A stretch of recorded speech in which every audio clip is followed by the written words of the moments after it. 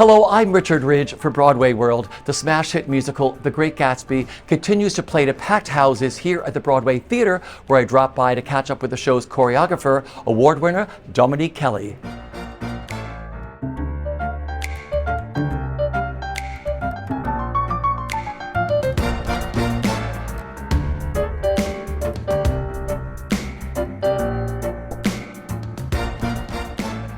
Well, first of all, I'm thrilled to be sitting with you here at your theater right before a performance. How does it feel to be back? It feels magical. It's like being back home. And the thing is, I do not live in New York, so anytime I come back, I'm visiting. But it's like visiting your kids or visiting your cousins or your favorite grandparents, and it's just so wonderful to be back and see the whole cast. Okay, so you watched the show again. Yes. So what was it like watching it for the first time in a few months? After watching the show, like after not being around, it's kind of weird because there was a lot of things I didn't remember. I was like, oh yeah, we did that. And you know, when you're creating a Broadway show, there's so many changes that happen. So it was great to come back and be rekindled with the work. And you know, of course I saw some things where I was like, I'm glad that evolved to something else. But there were other things that when I watch, I remember the creation of it, which was wonderful. So let's talk about the creation. What I love about this version of The Great Gatsby and everything is you've taken the best of the 1920s and put a new spin on it, right? Yes, yes. It's everything that I love about the 1920s. Like one of my favorite time periods is the Harlem Renaissance. And that movement, and just it harkens back to Harlem and getting down into the floor and using your body, because times before that people had to dance together, but in that era when it came to the advent of jazz music, you can dance by yourself. And that's something that we can relate to now, because whether it's a TikTok dance or you're going to a club, a lot of people are dancing by themselves. So I wanted to incorporate things that we know with something that we may not have seen before.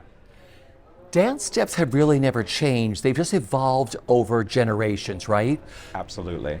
So when you went back to look at the dances of the 20s, what did you want to take from the 20s and add it into now? I wanted to take the fun of it. I wanted to take, like, you know, taking out some of the turmoil, because Prohibition was such a lively time, even though, you know, alcohol sales were kind of illegal, but people still found the way to have fun in spite of. And I think that speaks to America, that speaks to like so many generations, that if you're going through a tough time, there's fun. So I wanted to show the fun. And then I also wanted to show the down and gritty and the dirty parts of it, because, you know, it's very nice to be buckled up and stuffy, but fashion changed the way we dance. So the slits came higher, and then we unbuttoned the clothes, and I wanted people to be able to feel the fun and the joy of the party.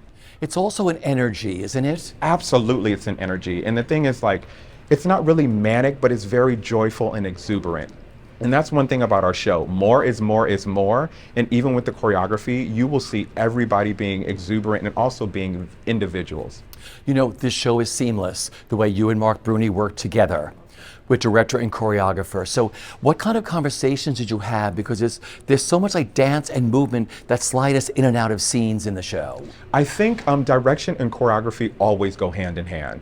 And it was nice collaborating with Mark Bruni, because we would try to one-up each other with great ideas. Like, for example, in New Money, there's a moment where there's a champagne cart going across, and we had it stationary, and I was like, wouldn't it be fun if the champagne cart can go from one side to the other? And then he goes, and then also, wouldn't it be fun if people come around? And I was like, and we add into there. So it's nice to be collaborating with somebody that tries to one-up you with a great idea by, you know, tagging onto yours. Like much pre-work did you do for The Great Gatsby, and how much did you add on to your actual dancers and ensemble? Ironically, we did the first like movement lab in December 2022. I knew no one. I might have known Tanari, which was one person in the whole cast. And I came on, I was the last puzzle piece because all the other creatives were hired. So I literally came in, and Mark Bruni lovingly lied to me. He said, you know, we'll work on like 2 dance numbers. We turned out 6 numbers in about 2 weeks. And then from then on, we just sculpted. And a lot of what you saw was from that workshop in 2 hours, when you're just flowing and going and it just feels right. Like, for example, T pretty much remained the same. Roaring On is close to the same. And the Met, those pretty much remain the same. Other things have shifted, but for the most part, once we found something that worked, we like to stay with that and then like create things around that. So like, you know, a good amount have changed. Even from Paper Mill up until here, we've changed some numbers and realized what worked and what didn't work, and, you know, the story we wanted to tell. But for the most part, the bones of the show remain the same. So what do you look for, like when you were casting The Great Gatsby or recast the show, what do you look for in the room? I know it's going to sound very Hollywood, but I'm always looking for stars. I'm looking for individuals.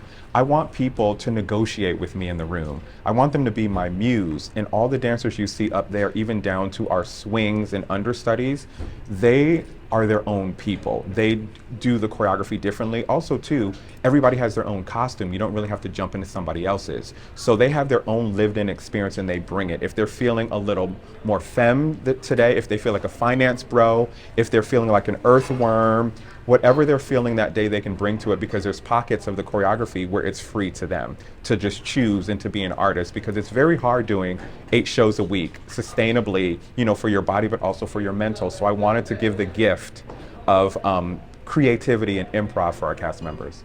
Okay, it's really exciting for our audience who may not know. The Great Gatsby is now having a new production. This production, you have a brand new production in London. Yes. You must be so excited. I am so excited. I am living the life I prayed for.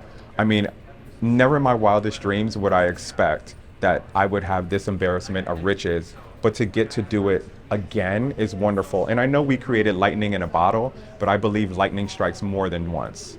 And I'm very excited to go over there and just get to, slot people into certain tracks, but then also go like, what do you bring? Because you get to just meet different people and different artists and then basically give them the gift that you've already given Broadway. What a journey you've been on with this show. Everybody creates a show and they all hope that they open, they get great reviews, and they get to run. This show has that. Yes. At what point did you realize, oh my gosh, we're a hit show, we're running? Like, when could you breathe? I'm still not breathing. I still pinch myself every time. The fact that I've been away from the show for 6 months is a blessing, because a lot of shows don't even last that long. So to say that I went away and came back and the show still looks great is amazing. It's still not real, and I don't think it'll be real probably for another year or so. It just won't be real to me, because this is something I've dreamed about my whole life. Well, it was great catching up with you here, and have a great time in London. Thank you.